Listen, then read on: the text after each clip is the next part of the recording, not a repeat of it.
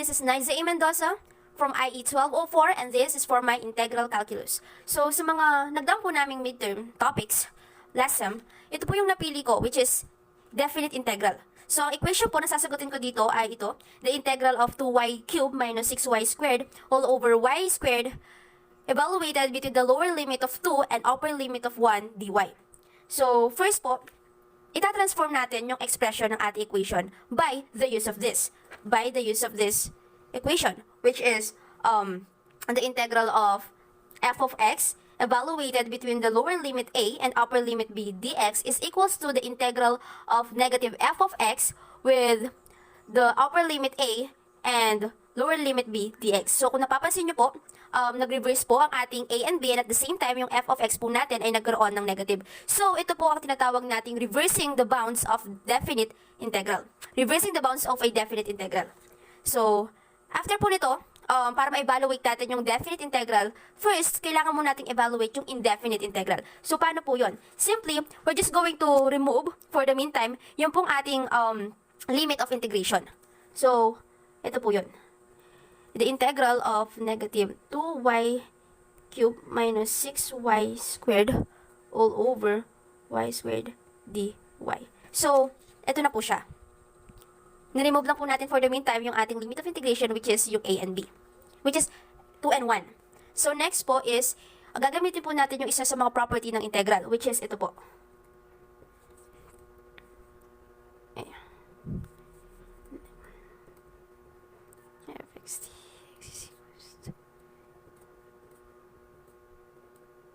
Which is ito, the integral of negative f of x dx is equals to negative of integral f of x dx. So, yung ating negative po, ay ilalabas lang natin siya sa ating symbol of integral symbol. Ito na siya. Ito na po. Magiging 2y cubed y squared dy. So, ito na po siya. So, after po nyan, dahil yung ating pong nasa taas, is pwede naman siyang i-factor. Ifa-factor out po natin siya into y squared. Like this. Para may mangyari pong cancellation. So, magiging y.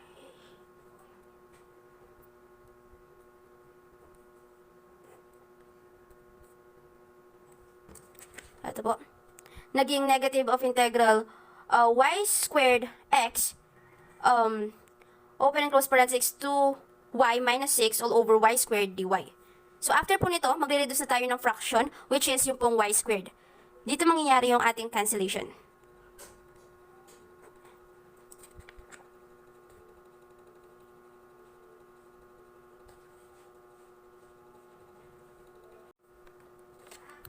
So, after ito na po siya. Negative,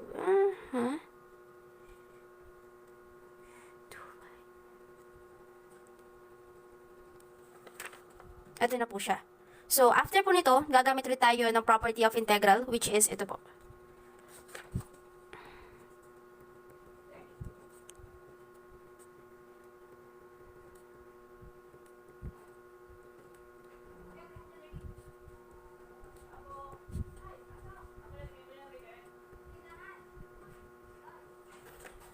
So, gagamitin po natin ito as a property of integral, itong the integral of f of x plus minus g of x dx is equals to the integral of f of x dx positive or negative, the integral of g of x dx. So, ito po ang kalalabasan niya. Maybe.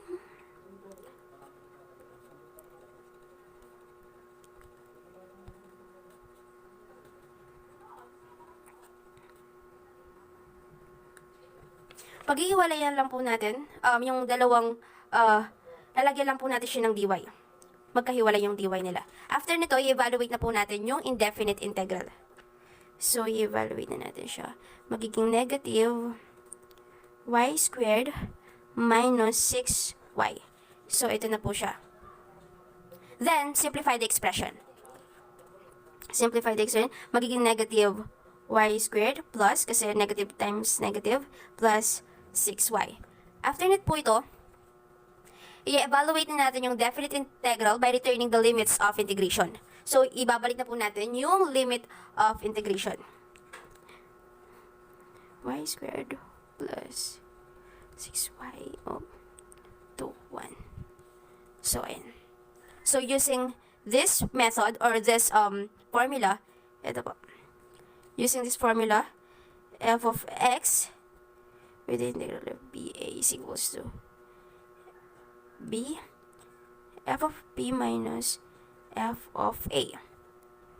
So, isa-substitute lang po natin. Substitution ang mangyayari. So, magiging negative 2 squared plus 6 times 2 minus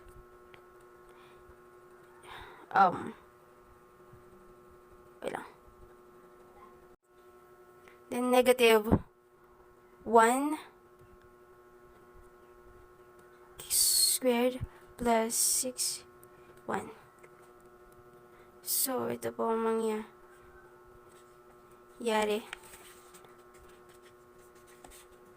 So, magiging po siyang negative 2. Negative 2 times negative 2 is 4. Plus 6 times 2 is 12. And then, minus, open close parenthesis, negative 1 times negative 1 is positive 1. Plus 6 times 1 is 6. Then, 4 plus 12, 16 minus 1 plus 6, 7. So, 16 minus 7 is 9. So, eto na po ang ating final answer, which is 9. Dito, sa equation na the integral of 2y cubed minus 6y squared all over y squared, evaluated between the lower limit of 2 and upper limit of 1 dy.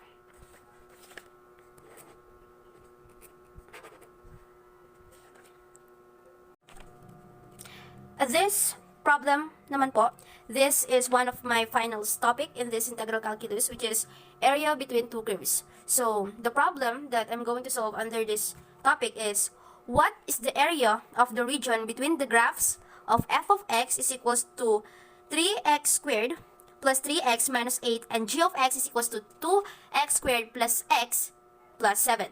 So, ito po yung graph natin. So, in this graph, we can see that g of x is greater than or equal to f of x between the points where the graphs intersect. So, with this po, we are looking to evaluate this.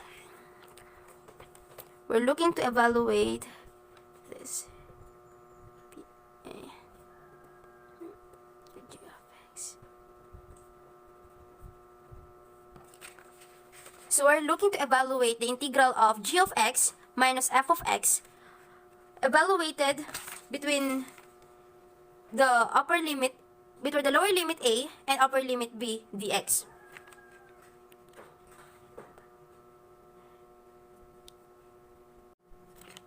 Dx. So, where a and b are the x-coordinates of the points of intersection. So, para mahanap po natin yung x-coordinates of the intersection points, we have to set the function equal to each other and solving the resulting equation. So, ito po yun. Para makuha natin yung x-coordinates yun. So, magiging f of x is equals to g of x. So, isa-substitute lang po natin kung anong nasa f of x, which is 3x squared plus 3x minus 8 is equals to yung g f of x naman, which is 2x squared plus x plus 7. So, after po nito, i-minus po natin yung dalawa, yung magka-same ang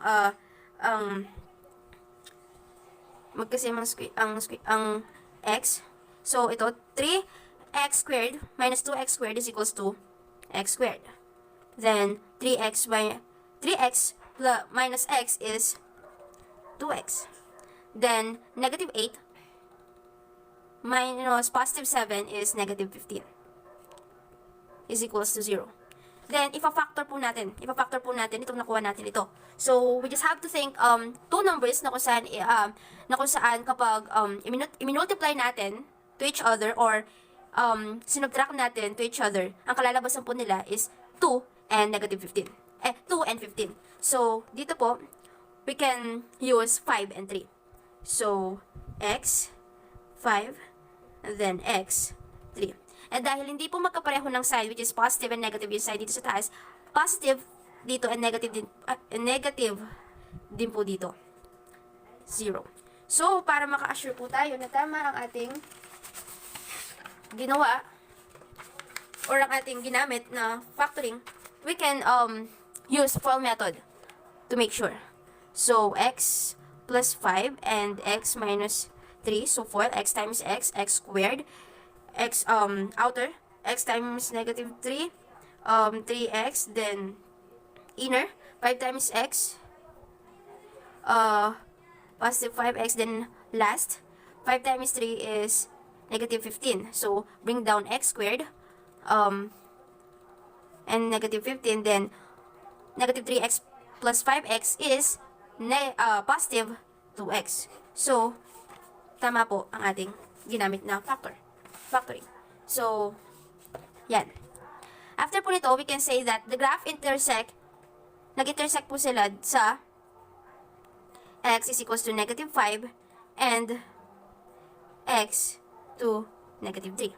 X to positive 3.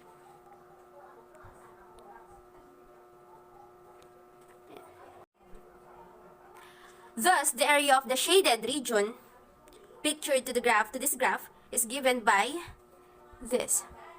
The integral of 2x squared plus x plus 7 minus 3x squared plus 3x minus 8 dx. So, ima-minus lang po agad natin para hindi tayo malito. So, bring down. Then, magiging negative x squared minus 2x plus 15 dx. Yan. So, now, we can evaluate na po the definite integral. But, first, by the use of this f of x will plus minus g of x dx is equals to f of x dx plus minus g of x dx.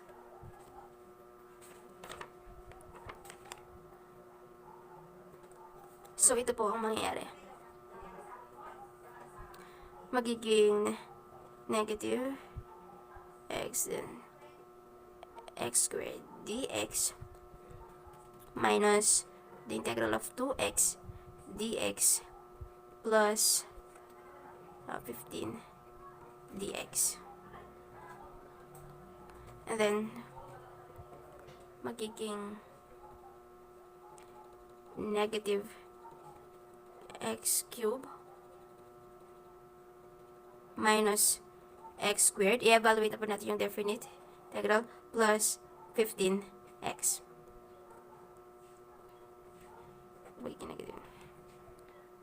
After po nito, i-return na ulit, ibabalik na ulit natin yung limit of integration. Ayan. We can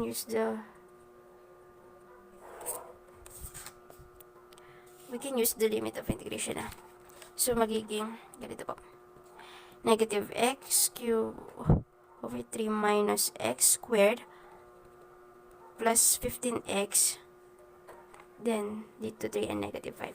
So, isa-substitute lang po natin yung ating limit of integration sa bawat term. So, we have negative 3 cube over 3 minus 3 times squared plus 15 times 3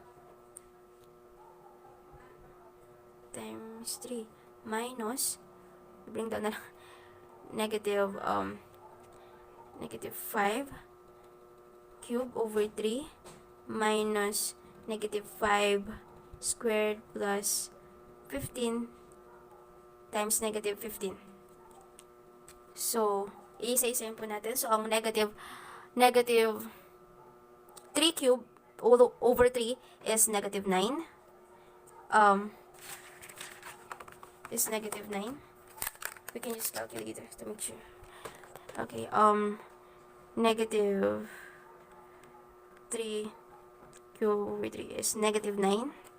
And then, negative 3 squared is negative 9 also, and then 15 times 3 is plus 45 minus negative, open close parenthesis, negative 5,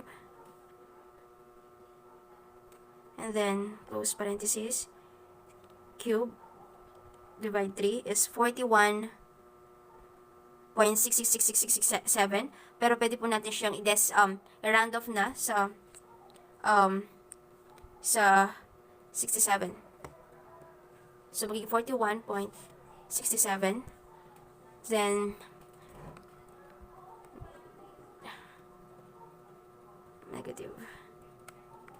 negative 5 squared is negative 25 plus 15 times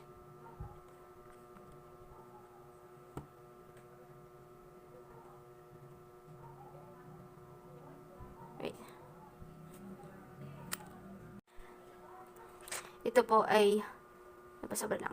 It's 5 lang po yan. So 15 negative 5, it's 75 negative 75.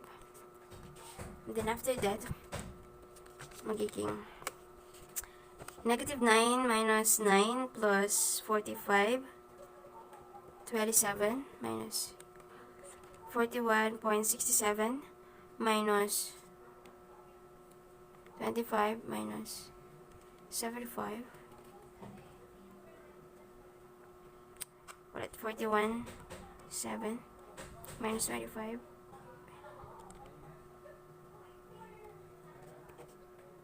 Negative 58.33, and then 27 minus negative 58.33 is 85.33 square units.